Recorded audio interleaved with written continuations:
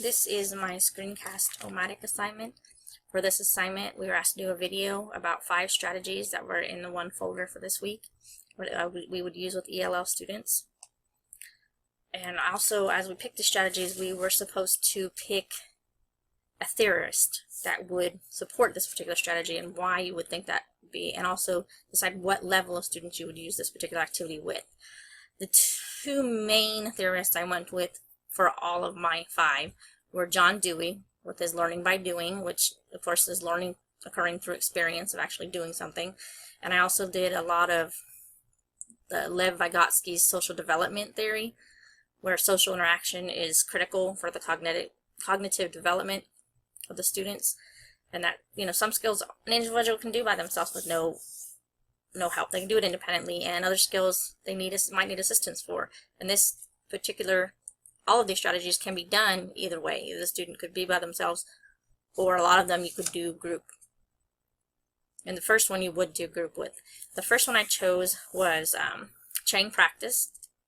As you can see, the teacher would read a sentence or a chunk of words, and she would select the student to read next, and that student would select the next reader. This particular strategy can be done with story creation. Each student or a group of students can add a line. The lines can be written on a board, on an e-screen, iPad, whatever kind of activity you have. I would use this particular activity or strategy with all levels, with all 3 levels, both the non-English speaking, the limited English speaking, and the fluent English speaking students. This would be a great activity to help them work together, where the one who's more fluent and who's struggling, they could help each other with everything. The next one I chose was the storytelling strategy. The teacher would tell a story. Any story would do. It wouldn't have to be the ones that they give us in our example. The students would have to ask questions and take notes. The teacher would retell the story if needed. The student would have to tell the story to a partner. Then the students would create a story in a group. Then the group would present their story to the class or to another group. This particular strategy I would use mainly with my fluent English speakers. I am thinking it might be a little bit harder for the limited English speakers and the non-English speakers to do. The next one that I chose was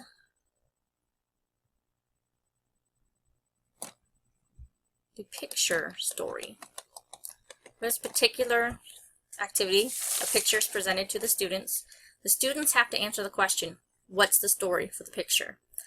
The students can work in groups, come up with their own stories, and then they can compare the stories to see who had similar ideas, who had totally different ideas of what is happening in this picture.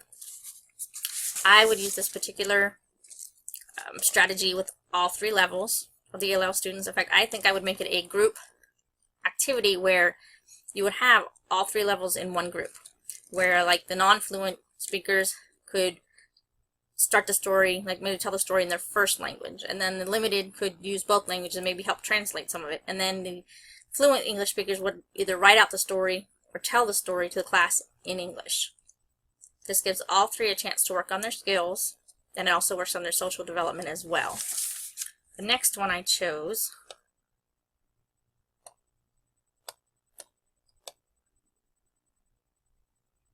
was the what's this, what's that strategy. This strategy could be used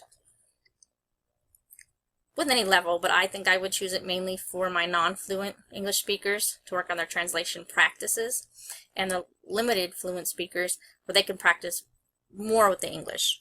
With the non-fluent, I would probably have them use their word in their first language and then try to translate it into the English. The limited fluency, I would have them just trying to use the English words. Basically, they're just translating these pictures, or what the name of this picture is and what it is in their language, what it is in English. The last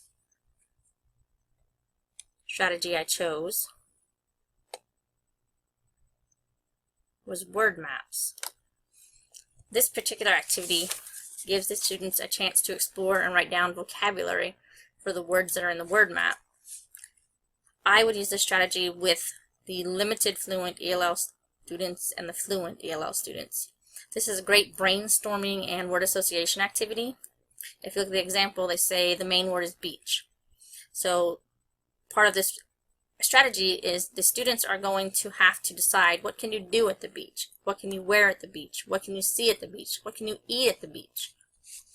This can be done in groups, or it could be done individually. I think groups would be a better idea for the first few times this activity is done. However, I would think at some point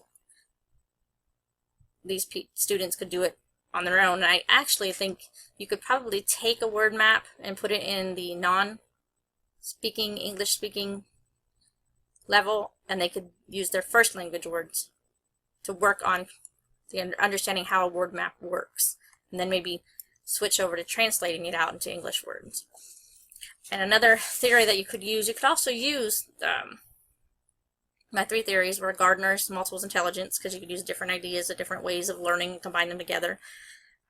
Dewey's learning by doing, and Vygotsky's social development theory. Thank you.